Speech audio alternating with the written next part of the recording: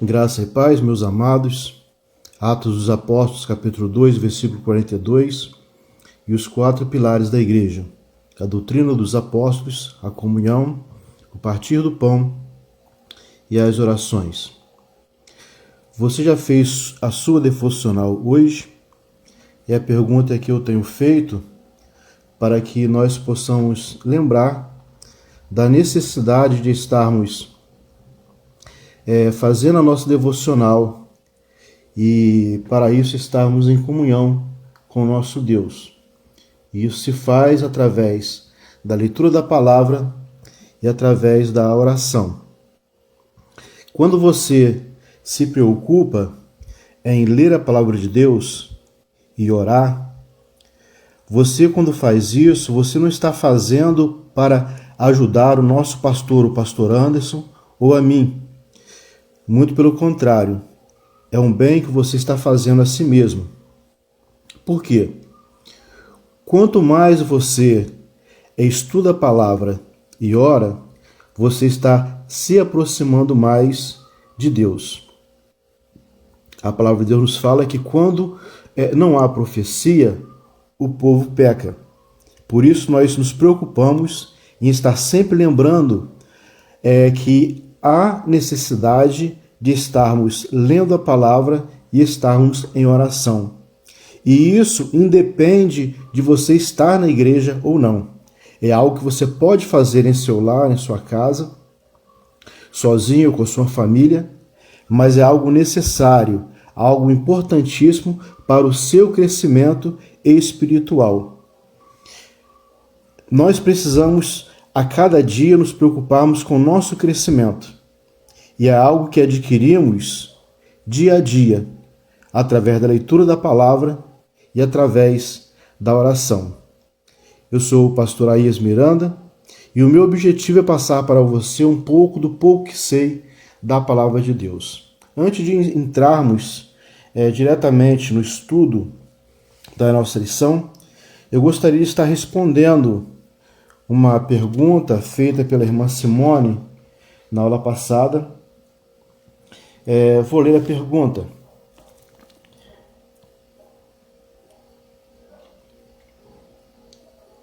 O corpo pode ser corrompido e a alma não pode? Essa foi a pergunta da irmã. O corpo pode ser corrompido e a alma não pode? Nessa frase, nós observamos 4 palavras: corpo, corrompido, alma e pode. Primeiramente falando da palavra corrompido. A palavra corrompido vem do verbo corromper, que significa corrupção. Nós aprendemos que corrupção quer dizer algo que muda, algo que pode ser modificado. É como você pegar uma fruta e deixá-la fora da geladeira e vai passar alguns dias, ela vai apodrecer. Ou seja, o seu estado será mudado, será modificado. Isso é corrupção. Corrupção é mudança. E a pergunta é se o corpo pode ser corrompido e a alma não. A alma é algo imaterial, é a parte imaterial do nosso ser, enquanto que o nosso corpo, quando nós morremos, ele vai ao pó, diz a palavra de Deus, de onde veio, e ali ele se decompõe, ele se corrompe. Mas a alma, por ser a parte do nosso corpo imaterial, nela não há mudança. Mas há algo importante a respeito disso que precisamos entender, e nós vamos entender na palavra de Deus. Em Lucas capítulo 16, versículo 19 a 31, que fala sobre o rico e Lázaro, diz ali que eram 2 homens que viviam na mesma época e ambos morreram. Só que o mendigo, Lázaro, ele foi levado pelos anjos para o seio de Abraão, enquanto que o rico, o versículo 23 diz que ele estava no inferno. Se nós analisarmos os 2 fatos, vamos entender que eles estavam em lugares diferentes. Mas não era o mendigo, corpo, alma e espírito. Por quê? Segundo a palavra de Deus, após a nossa morte, o corpo volta ao pó de onde veio e o espírito volta a Deus que o deu. O que sobrou então? A alma. Na realidade, o que estava ali no seio de Abraão era a alma daquele mendigo. A nossa alma, nós somos responsáveis para o destino dela. E essa escolha nós temos que fazer em vida. Quando nós cremos em Cristo como Senhor e Salvador de nossa vida, nós estamos ali dando um destino para a nossa alma. Se após a nossa morte, ela irá para o céu ou para o inferno. Então nós vemos duas situações. O mendigo estava no seio de Abraão, enquanto que o rico estava no inferno. Foram julgados? Não, não foram julgados. Tanto o seio de Abraão como o inferno são dois lugares temporais ou temporário, onde a nossa alma ficará até o momento em que haverá a ressurreição. A primeira ressurreição que é para os salvos e a segunda ressurreição que é para os ímpios.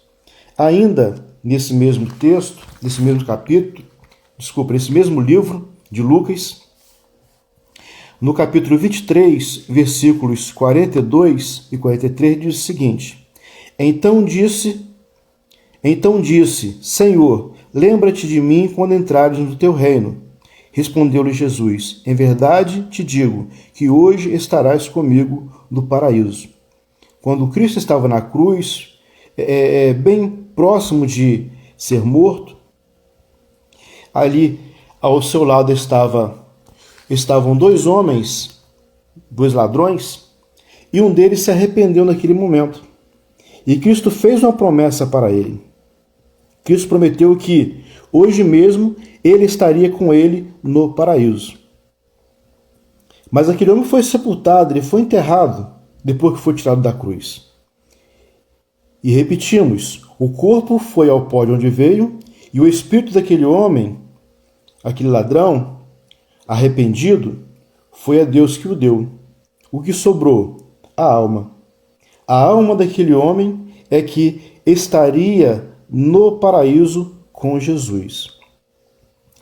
A palavra paraíso, usada por Jesus, a palavra seio de Abraão, usada é no texto da parábola do rico e Lázaro, são o mesmo local. Um local temporário, em que a alma do salvo estará até o momento em que haverá ressurreição e a alma e o espírito voltará ao corpo que ressuscitará e estarão ambos, o ser inteiro, completo, corpo, alma e espírito, irá à presença do Senhor Jesus Cristo. Espero que eu tenha respondido a questão da irmã, e se ainda houver alguma dúvida, a irmã pode me passar, que estarei ajudando naquilo que for necessário.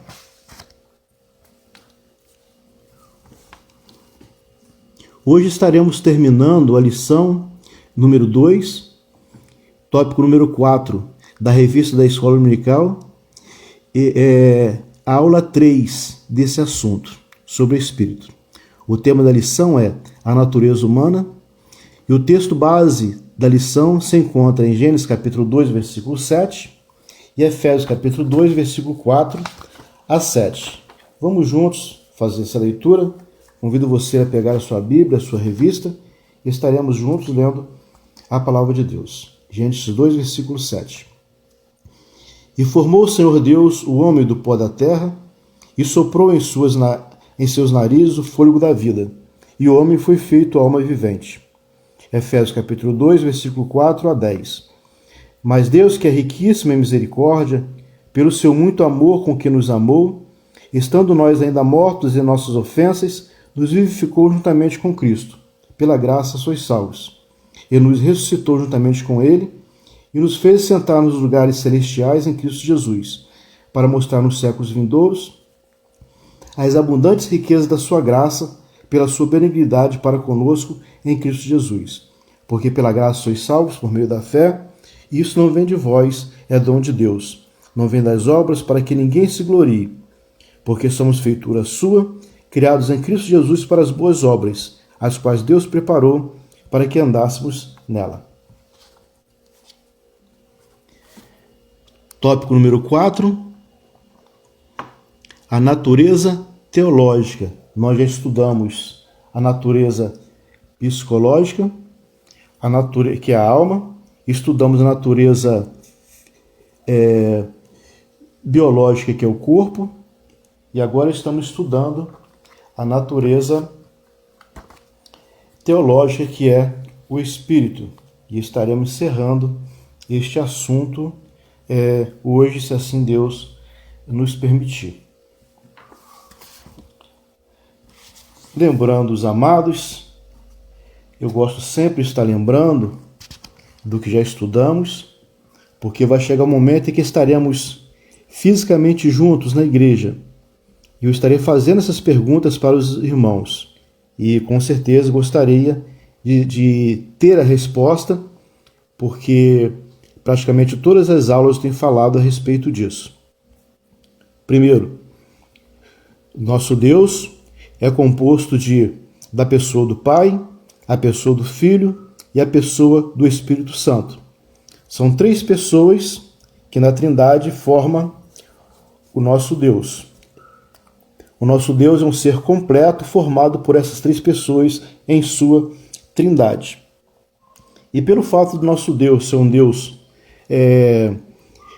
triuno ou tricotômico, ele criou o homem também com 3 partes: corpo, alma e espírito. Ou seja, o nosso Deus é um Deus triuno e criou o homem um ser triuno, formado de corpo, formado de alma e formado de espírito. E o nosso Deus, ele tem atributos, qualidades. E uma das qualidades de Deus é ser eterno. E o que ele fez? Ele criou esse ser chamado homem com esse atributo.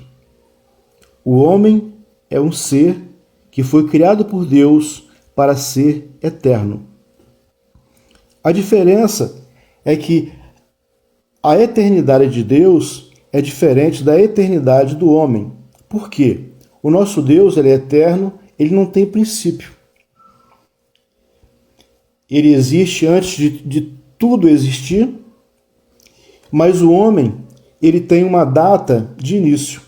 Quando nós nascemos, nós recebemos um documento em que ali está registrado o dia, o ano e a hora em que nós nascemos.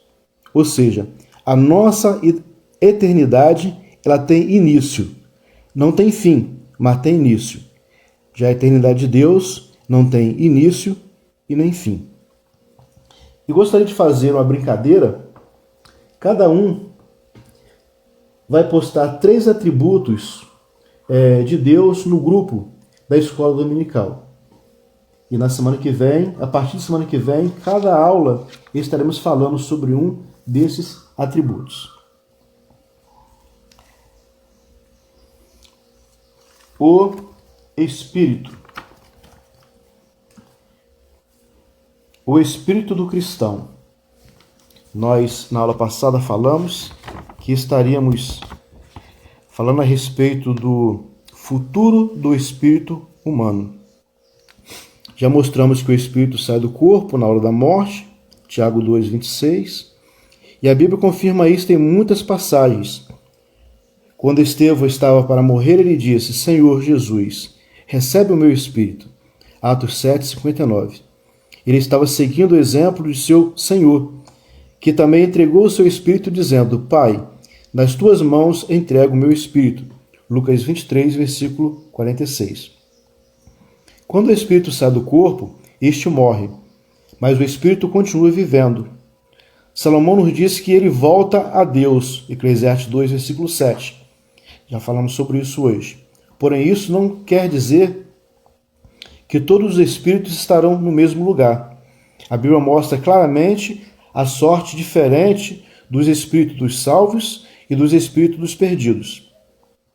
Vemos o espírito dos justos aperfeiçoados participando nas felicidades da Jerusalém celeste, em Hebreus 12, versículo 23, na companhia de incontáveis hostes de anjos e na presença do próprio Deus. Agora você imagina você no céu, na presença de Deus, com milhares e milhares de anjos em torno de você. Esse é o destino daqueles que creem em Cristo como seu Salvador e morrem em Cristo.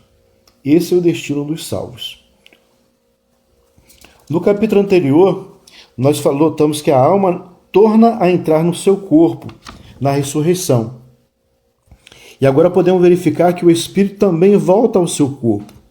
Quando o Senhor Jesus foi à casa de Jairo, ele entrou no quarto onde a menina jazia morta. Pegando na mão da menina, disse: "Levanta-te, menina." E o seu espírito voltou, e ela logo se levantou. Lucas capítulo 8, versículo 55. O corpo sem o espírito está morto. Tiago 2, 26. Mas logo que o espírito voltou ao corpo daquela menina, ela ressuscitou. Assim será na ressurreição dos mortos. A palavra de Deus fala sobre duas ressurreições. Ressurreição dos salvos, que é chamada de a primeira ressurreição. E a palavra de Deus nos fala que bem-aventurado ou felizes os que fizerem parte desta ressurreição, da primeira ressurreição. Neste momento, o corpo vai ressuscitar quando o espírito voltar a ele, a alma também vai entrar nesse corpo, e o ser completo, o ser inteiro, ele estará indo à presença de Jesus Cristo, onde acontecerá a boda do Cordeiro, o encontro da igreja, que é a noiva, com Cristo, que é o noivo. E diz a palavra de Deus que nós estaremos para sempre com o Senhor. Essa é a primeira ressurreição. Os salvos não estarão presentes diante do trono branco, do tribunal de Cristo, para ser julgado. Nós estaremos ali para julgarmos aqueles que serão condenados. Aí vem a segunda ressurreição, que é a ressurreição dos ímpios. Se juntará ao corpo, o espírito e a alma, o corpo ressuscitará e o ser inteiro completo, corpo, alma e espírito, estará na presença de Deus. Agora não é na presença de Cristo, mas na presença de Deus, diante do grande trono branco, onde serão julgados, onde os livros serão abertos e o nome deles não estarão ali. E após serem procurados seus nomes não serem encontrados, eles serão lançados no lago de fogo. Eu falei anteriormente a respeito do inferno, que é um local temporário.